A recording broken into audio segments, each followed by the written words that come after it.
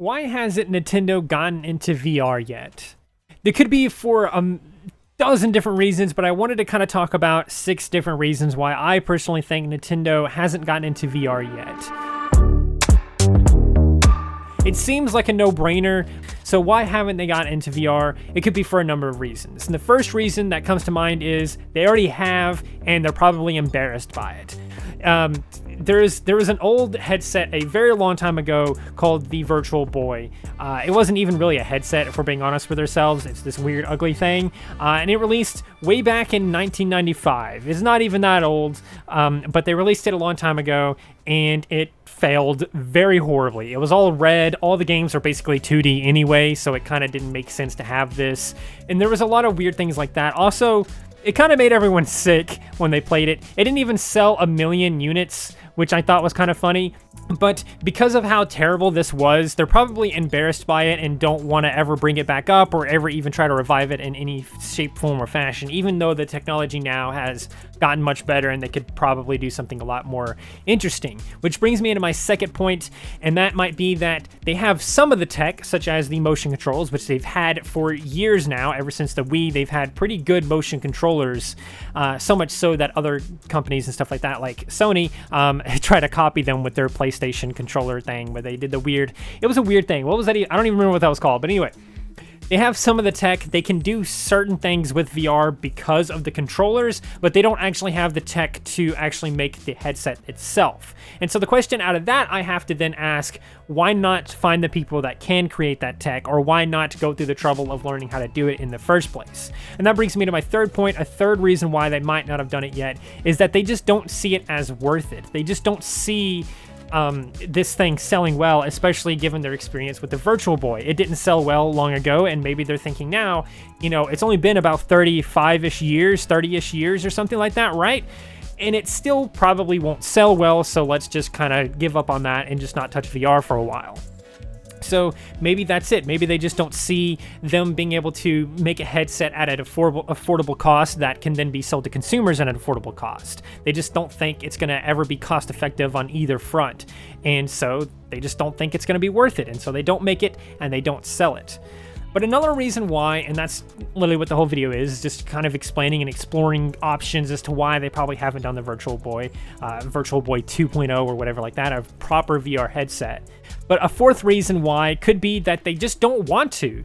They just don't want to, or they just don't think kids will enjoy it. Maybe they think kids won't enjoy a VR headset made by Nintendo because, it's kind of you could call it a recurring joke or something, but Nintendo has always seemed to favor more towards kids than they have a general audience. Nintendo's competitors, such as, the PlayStation and the Xbox, pretty much that's for basically anybody. It's not designed for kids in mind. It's not designed for adults in mind. It's just designed to be a game console, and a game console at that, just that. And Nintendo has always kind of had this side where they're like, we're for kids, right? That's kind of always been their appeal. That's kind of always been their kind of gimmick, is that they're always for kids. And so maybe they don't think it's a good idea to create something like a VR headset because they know that their audience is 90% kids, and they don't want kids in a virtual headset without knowing what's going to happen from putting kids in virtual headsets.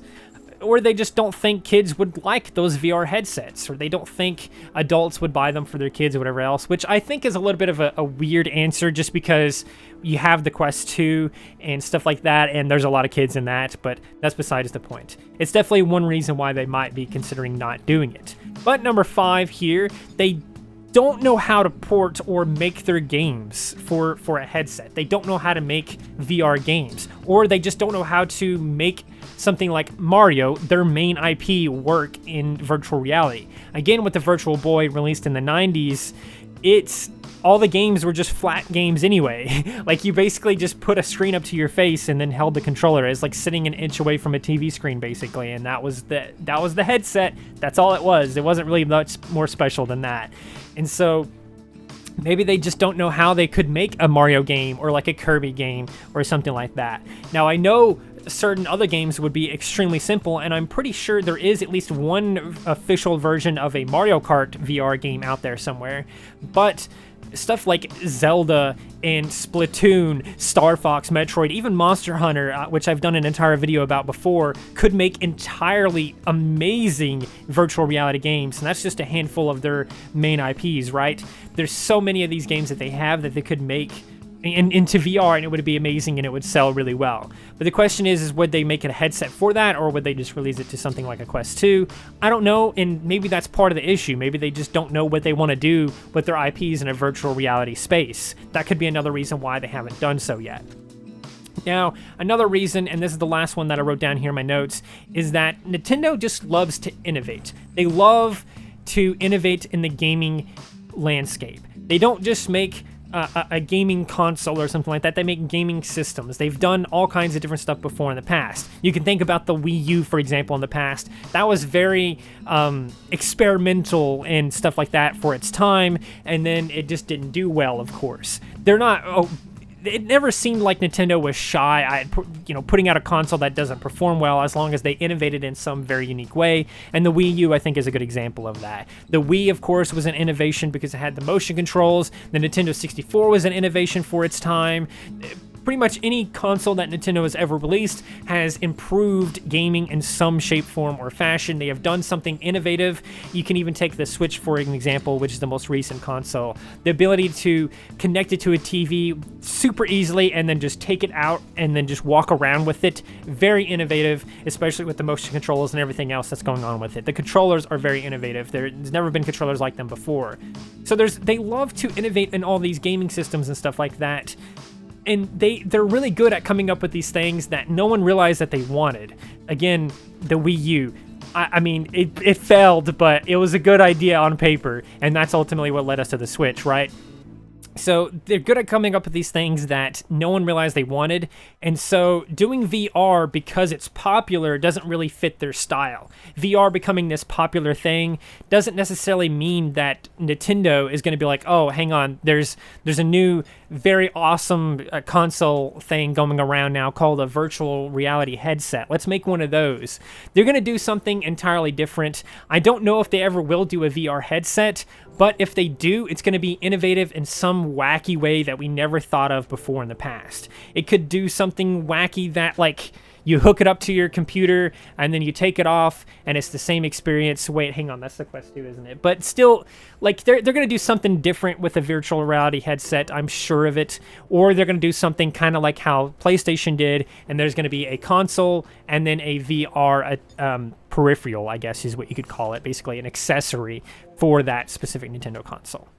So it's kind of like asking Nintendo to make a PC, like an entire computer. You're basically asking them to do something that they just don't do. They don't make these kinds of things just because they're popular or because everyone else is making them.